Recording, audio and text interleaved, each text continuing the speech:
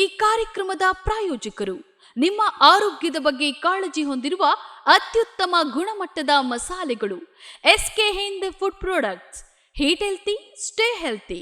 ದೇಹಕ್ಕೆ ಆರೋಗ್ಯ, ಮನಸ್ಸಿಗೆ ಉಲ್ಲಾಸ ನೀಡಬಲ್ಲ ಹಣಪಾನೀಯಗಳು, ನೈಸರ್ಗಿಕ ಶಕ್ತಿ, ಸರಿಸಾಟಿ ಇಲ್ಲದ ರುಚಿ.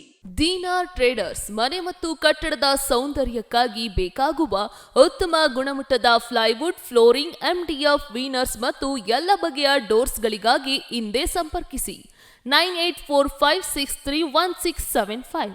ನ್ಯಾಷನಲ್ ಹ್ಯಾಂಡಿಕ್ರಾಫ್ಟ್ಸ್ ಮನೆಯ ಸೌಂದರ್ಯಕ್ಕೆ ಬೇಕಾಗುವ Maharaja sofa set, dining and dressing table set, cot, divan, rocking chairs ಹಾಗೂ ಇನ್ನು 10 ಹಲವು ಬಗೆಯ ಫರ್ನಿಚರ್ಸ್ಗಳಿಗಾಗಿ ಇಂದೇ ಭೇಟಿಯನ್ನ ನೀಡಿ.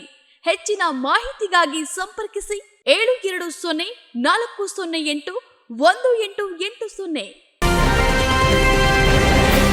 ಪ್ರೈಮ್ ನ್ಯೂಸ್ಗೆ ಸ್ವಾಗತ. ನಾನು ಪವಿತ್ರ ಗೌಡ. ಮೊದಲಿಗೆ ಹೆಡ್ಲೈನ್ಸ್. ಮಗನನ್ನ ಚುನಾವಣೆಯಲ್ಲಿ ಗೆಲ್ಲಿಸಲು ಸಿದ್ದರಾಮಯ್ಯ ಯಾರನ್ನು ಬೇಕಾದರೂ ತುಳಿಯುತ್ತಾರೆ, ನಿಜಕ್ಕೂ ನಿಮ್ಮನ್ನ ಮೆಚ್ಚಿದ್ದೇನೆ. ಸಂಸದ ಪ್ರತಾಪ್ ಸಿಂಹ ವಾಗ್ದಾಳಿ. ಯತ್ನಾಳ್ ತಮಗಾದ ಅನ್ಯಾಯದ ಬಗ್ಗೆ ಮಾತಾಡಿದ್ದಾರೆ, ಅದರಲ್ಲಿ ತಪ್ಪೇನಿದೆ? ಬಸವಜಯ ಮೃತ್ಯುಂಜಯ ಸ್ವಾಮೀಜಿ ಪ್ರಶ್ನೆ. ಸ್ವಾಭಿಮಾನಕ್ಕೆ ಪೆಟ್ಟು ಬಿದ್ದರೆ ಅದನ್ನ ಧೈರ್ಯದಿಂದ ಎದುರಿಸೋದು ಗೊತ್ತು, ಪೆಟ್ಟು ಕೊಟ್ಟವರಿಗೆ ಮರಳಿ ಪೆಟ್ಟು ಕೊಡುವುದೂ ಗೊತ್ತು. ಬಿಜೆಪಿ ಟಿಕೆಟ್ ತಪ್ಪಿದ್ದನ್ನ ನೆನೆದು ಅಸಮಾಧಾನ ಹೊರಹಾಕಿದ ಶೆಟ್ಟರ್.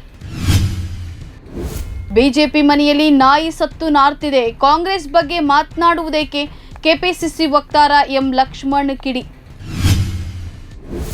ಅಲ್ಪಸಂಖ್ಯಾತರ ಬಡಾವಣೆಗಳ ಅಭಿವೃದ್ಧಿಗೆ 11,000 ಕೋಟಿ ರೂಪಾಯಿ ಹೇಳಿಕೆ ಹಿನ್ನೆಲೆ ಟಿಪ್ಪು ಸುಲ್ತಾನ್ ರೀತಿಯಲ್ಲೇ ಹಿಂದೂ ಮುಸ್ಲಿಮರನ್ನ ಪ್ರತ್ಯೇಕಿಸುತ್ತಿದ್ದಾರೆ ಸಿದ್ದರಾಮಯ್ಯ. ವಿಧಾನಸಭಾ ವಿಪಕ್ಷ ನಾಯಕ ಆರ್ ಅಶೋಕ್ ಟೀಕೆ. ಸಿದ್ದರಾಮಯ್ಯ ತನ್ನ ಮಗನ ರಾಜಕೀಯ ಭವಿಷ್ಯಕ್ಕಾಗಿ ಹಾಗೂ ಮಗನನ್ನ ಲೋಕಸಭಾ ಚುನಾವಣೆಯಲ್ಲಿ ಗೆಲ್ಲಿಸಲು ಯಾರನ್ನ ಬೇಕಾದರೂ ತುಳಿಯುತ್ತಾರೆ. ಇದನ್ನ ಸಿದ್ದರಾಮಯ್ಯ ಅವರಿಂದ ನೋಡಿ ಕಲಿಯಬೇಕು ಎಂದು ಸಂಸದ ಪ್ರತಾಪ್ ಸಿಂಹ ಆಕ್ರೋಶವನ್ನು ವ್ಯಕ್ತಪಡಿಸಿದರು. ಮೈಸೂರಿನಲ್ಲಿ ಸುದ್ದಿಗಾರರೊಂದಿಗೆ ಮಾತನಾಡಿದ ಅವರು, ಸಿದ್ದರಾಮಯ್ಯರಂತಹ ತಂದೆ ಎಲ್ಲಾ ಮಕ್ಕಳಿಗೆ ಸಿಗಲ್ಲ. ನೀವೊಬ್ಬ ಬ್ರಿಲಿಯಂಟ್ ಫಾದರ್, ನಿಜಕ್ಕೂ ನಿಮ್ಮನ್ನ ಮೆಚ್ಚಿದ್ದೇನೆ, ನಿಮಗೆ ಸಾಷ್ಟಾಂಗ ನಮಸ್ಕಾರಗಳು ಅಂತ ಹೇಳಿ ವ್ಯಂಗ್ಯ ಮಾತುಗಳನ್ನಾಡಿದ್ದಾರೆ.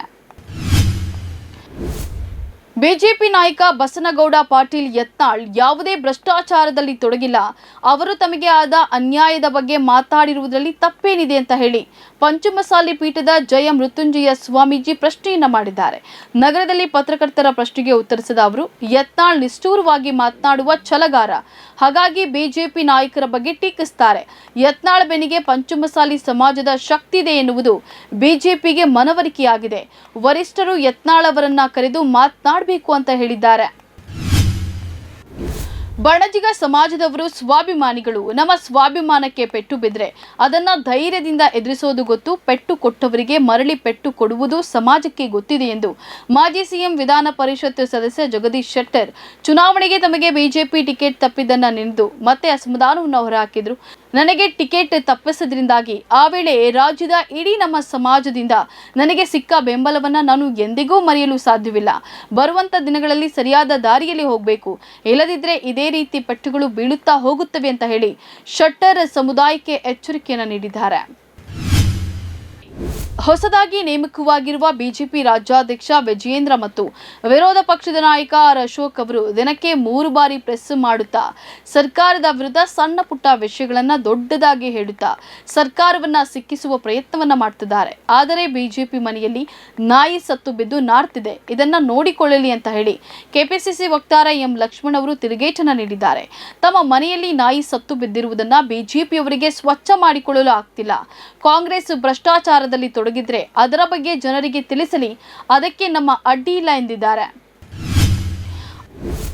ಅಲ್ಪಸಂಖ್ಯಾತರ ಬಡಾವಣೆಗಳ ಅಭಿವೃದ್ಧಿಗೆ 11,000 ಕೋಟಿ ರೂಪಾಯಿ ನೀಡುವುದಾಗಿ ಹೇಳಿರುವ ಮುಖ್ಯಮಂತ್ರಿ ಸಿದ್ದರಾಮಯ್ಯ ಅವರು ಟಿಪ್ಪು ಸುಲ್ತಾನ್ ರೀತಿಯಲ್ಲೇ ಹಿಂದೂ ಮುಸ್ಲಿಮರನ್ನ ಪ್ರತ್ಯೇಕಿಸುತ್ತಿದ್ದಾರೆ ಎಂದು ವಿಧಾನಸಭೆ ವಿಪಕ್ಷ ನಾಯಕ ಆರ್ ಅಶೋಕ್ ಟೀಕಿಸಿದ್ದಾರೆ. ಸುದ್ದಿಗಾರರ ಜೊತೆ ಮಾತನಾಡಿದ ಅವರು, ಒಂದೇ ವಾರದಲ್ಲಿ ಪ್ರತಿ ರೈತರಿಗೆ 2,000 ರೂಪಾಯಿ ನೀಡ್ತೇನೆ ಎಂದು ಘೋಷಿಸಿದ ಸಿಎಂಗೆ ರೈತರ ಖಾತೆಗೆ ಹಣ ಹಾಕುವ ಯೋಗ್ಯತೆ ಇಲ್ಲ.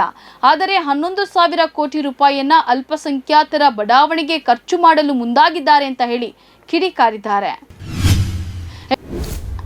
ಇವೆಷ್ಟು ಈ ಕ್ಷಣದ ನ್ಯೂಸ್ ಅಪ್ಡೇಟ್. ಸಮಾಜಕ್ಕಾಗಿ ನೋಡ್ತಾ ಇರಿ ಕನ್ನಡ ಒನ್ ನ್ಯೂಸ್. ನಮಸ್ಕಾರ.